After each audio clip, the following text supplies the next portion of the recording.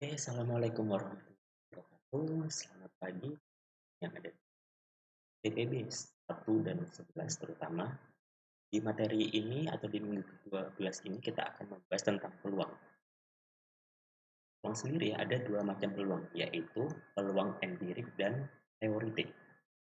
Pada dasarnya, peluang itu didasari dari P atau A dilambangkan dengan PA ini, sama dengan banyaknya anggota dalam kejadian A, kita lambangkan dengan NA, dan banyaknya anggota dalam himpunan ruang sampel atau dalam MS. Nah, peluang sendiri itu ada dua macam, yaitu peluang empirik dan teoritik. Untuk yang empirik misalnya, pada pertandingan sepak bola yang dilaksanakan sebanyak 30 kali, ternyata tim Indonesia menang 18 kali dan seri 8 kali, dan kalah 2 kali. Dari data yang sudah ada, tim Indonesia bertanding sekali lagi. Nah, berapakah peluang tim Indonesia ini akan menang? Nah, pertanyaannya adalah berapa peluang tim Indonesia akan menang sehingga kemungkinan menangnya, kemu sorry, maksudnya kejadian menangnya yang sudah 18 kali ini kita bandingkan dengan berapa kali pertandingan yang sudah terlaksana. Kita tahu di sini tim Indonesia sudah menang 18 kali dan sudah ada 30 pertandingan yang dilaksanakan. 30 pertandingan ini adalah banyaknya anggota dalam himpunan ruang sampel. Sedangkan 18 kali adalah banyaknya dalam kejadian A, sehingga peluang Indonesia untuk menang adalah NA per NS ini, yaitu 18 per 30. Sehingga kemungkinan untuk menangnya adalah 3/5 atau 0,6. Atau bisa juga kita tulis 60%. Tim Indonesia akan menang pada pertandingan berikutnya. Ini adalah peluang empirik. Sedangkan kalau kita melihat di teoritik, misal dua buah dadu dilemparkan bersamaan. Berapakah peluang untuk mengeluarkan angka 8 pada dadu? Nah, sekarang kalau kita lihat di tabel ruang sampel di bawah ini, di mana sebelah kiri sini ada dadu pertama dan sebelah atas sini ada dadu kedua. Nah, pada hasil kombinasi antara dadu pertama dan kedua ini yang menghasilkan angka 8 ada 6 buah, ada 5 buah kombinasi, yaitu di dadu pertama dia mengeluarkan angka 6, dadu kedua dia mengeluarkan angka 2, lalu mengeluarkan pada kemungkinan lain ada yang dadu pertama mengeluarkan 5, dadu kedua mengeluarkan 3. Pada kemungkinan ini kedua dadu mengeluarkan angka 4, yang di sini dadu pertama mengeluarkan 3, dadu kedua mengeluarkan 5, yang terakhir dadu pertama mengeluarkan 2, dadu kedua mengeluarkan angka 6. Di sini total ada 5 kejadian untuk dua buah dadu ini mengeluarkan angka 8. Sehingga jika kita buat peluangnya, yaitu NA di bagian S, di mana NA-nya ada 5 kemungkinan dadu ini mengeluarkan angka 8 dan 36 kemungkinan total dari semua ini. Total dari semua kejadian di ruang sampel ini. Oke, kita lanjut. Lalu bagaimanakah kita mengetahui ruang sampel ini atau banyaknya anggota dalam kejadian A? Kita membutuhkan sesuatu yang namanya pencacahan. Baik itu pencacahan anggota kejadian maupun pencacahan ruang sampel. Oke. Yang paling mudah adalah dengan prinsip perkalian. Jadi prinsip perkalian, misalkan suatu kejadian terdiri dari M tugas. Tugas 1 memiliki N1 cara, tugas kedua memiliki N2 cara, dan tugas M memiliki N, M cara. Sehingga banyaknya cara adalah N1, N2 sampai M. Atau kita bisa lihat di sini, misalkan Ranti mempunyai 3 helai rok panjang berwarna hitam, biru, dan abu-abu, serta mempunyai 4 kemeja berwarna pink, biru, merah, dan kuning. Ada berapa banyak pasang cara Ranti memakai rok dan baju? Kalau kita lihat di sini, solusinya kita bisa menggunakan diagram pohon. Diagram pohon ini bisa kita mulai dari yang rok dulu atau baju dulu, itu tidak masalah. Kalau ini contohnya kita menggunakan roknya dulu karena ada 3. Roknya tadi berwarna hitam, biru, dan abu-abu. Nah, setiap kemungkinan rok hitam ini dia mempunyai 4 cabang atau 4 kemungkinan kemeja yang bisa Ranti pakai, pink, biru, merah, dan kuning ini. Sehingga kalau kita mentotalnya secara langsung ada 12 cara. Kalau kita hitung secara manual ada 12 cara. Atau bisa juga kita menggunakan prinsip perkalian ini dapat dilihat dari diagram pohon bahwa banyak cara Ranti memilih pasangan rok baju, rok panjang dan baju, yaitu ada N1 dikalikan N2 atau 3 kali 4. Total ada 12 cara. Oke. Lalu ada yang namanya prinsip permutasi untuk mencacah suatu ruang sampel. Permutasi merupakan pengaturan atau penyeleksian sebagian atau semua objek dengan memperhatikan urutan seleksi. Banyaknya cara yang dapat dilakukan tersebut dilambangkan dengan P, N, K dan dirumuskan sebagai P, N, K ini adalah N dikalikan N-1 dikalikan N-2 dan seterusnya hingga N-K plus 1. Atau dalam notasi faktorial kita bisa merumuskan sebagai N faktorial per N-K faktorial.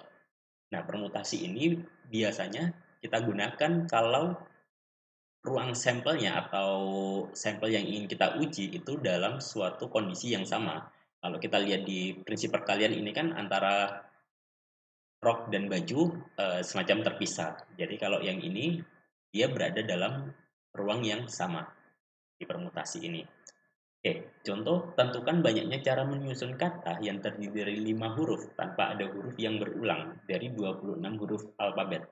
Perhatikan bahwa kata di sini tidak harus memiliki makna dalam kamus. Jadi dari alfabet itu ya sudah kita coba susun saja tanpa harus memiliki makna. Oke. Memilih 5 dari 26 huruf itu memperhatikan urutan. Dengan memperhatikan urutan.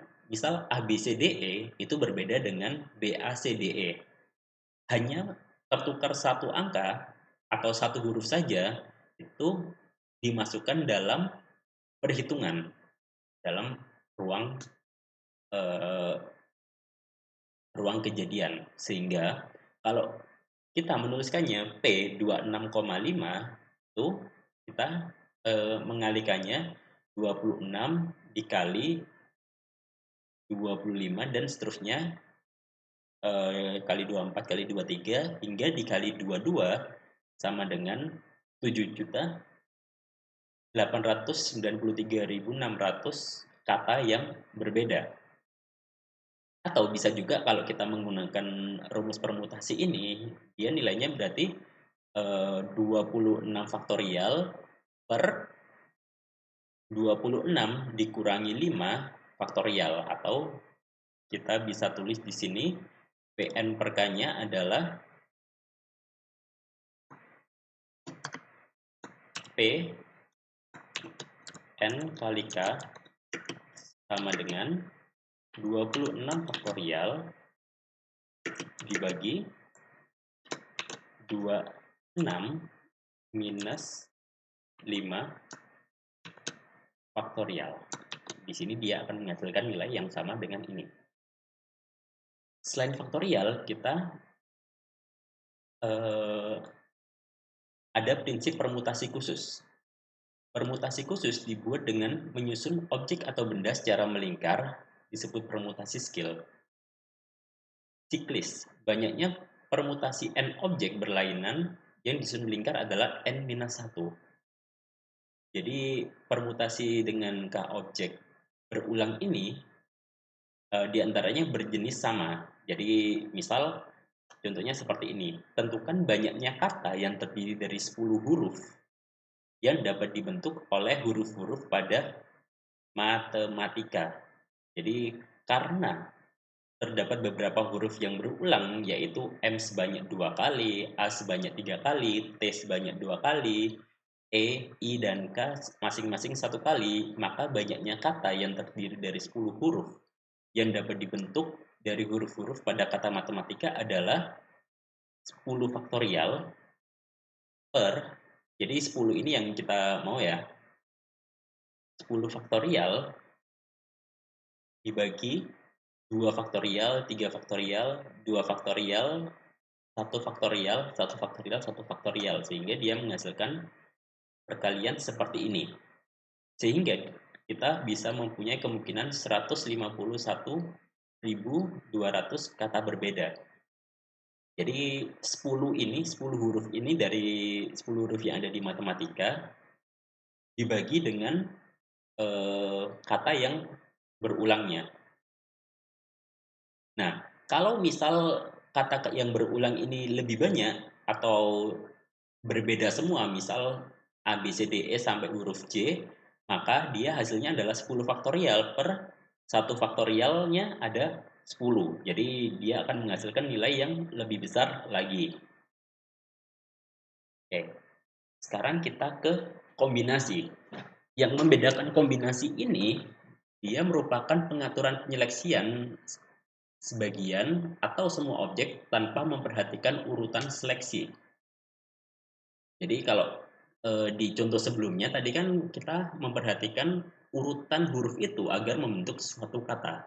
Sedangkan di kombinasi ini kita nggak peduli urutan. Kalau kita mengambilnya misal A, B, C, D, E itu sama nilainya sama dengan C, B, E, A, D, misal seperti itu. Nah, yang membedakan prinsip kombinasi ini adalah penulisannya.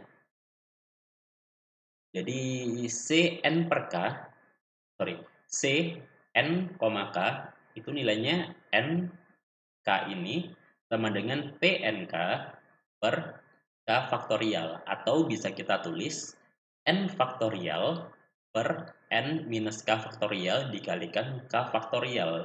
Sehingga kalau kita menggunakan rumus yang sama dengan permutasi, misal menggunakan kasus yang sama dengan permutasi, maka nilainya akan lebih rendah untuk yang kombinasi ini.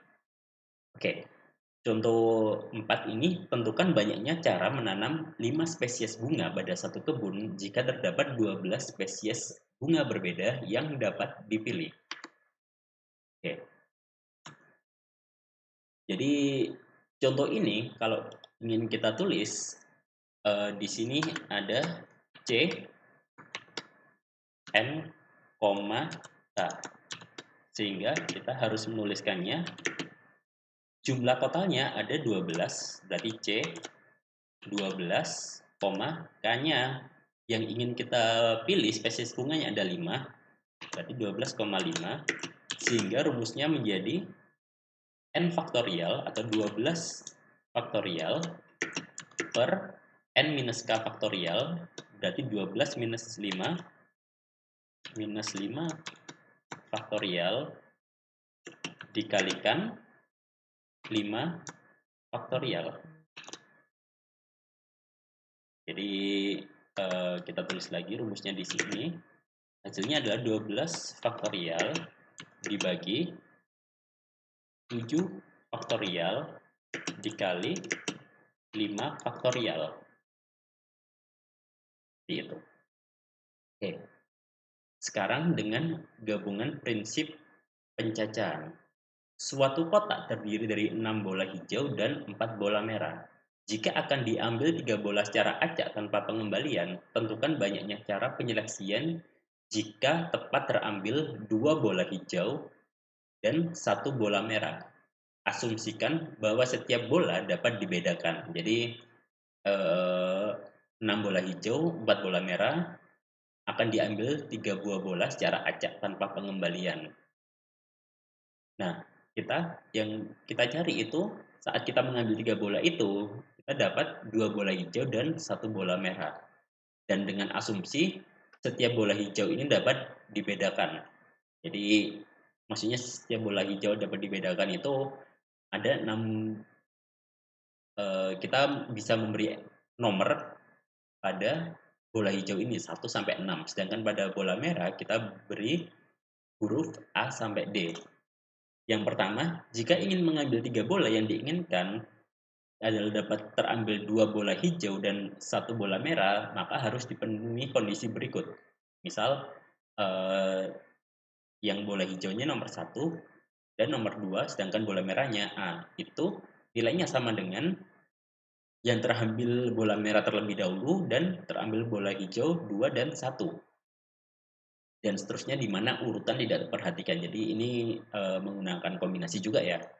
Nah, untuk memperoleh 2 bola hijau dan 1 bola merah, maka dipilih 2 dari 6 bola hijau dan 1 dari bola merah. Lalu menggabungkannya pilihan tersebut dengan cara penyeleksian, yakni 6 2 dikalikan 4 1. Jadi ini yang 6 2 ini adalah kemungkinan kita mengambil bola hijau secara kombinasi, dan yang ini adalah kemungkinan kita mengambil bola merah secara kombinasi, sehingga hasilnya adalah eee, seperti ini, 6 kali 5 per 2 kali 1 dikali 4, sehingga kita bisa menemukan 40 cara berbeda. Nah, secara eksplisit dinyatakan bahwa semua bola dapat dibedakan. Dan untuk selanjutnya selalu dianggap bahwa objek yang dipilih selalu dapat dibedakan tanpa secara eksplisit menyatakan asumsi tersebut. Aturan pencacahan yang telah diberikan berlaku untuk objek yang dapat dibedakan berdasarkan asumsi yang terdapat dalam definisi n objek yang berbeda. Oke. Setelah ini akan ada materi tentang ruang sampel dan kejadian. Silakan dilanjutkan di video berikutnya.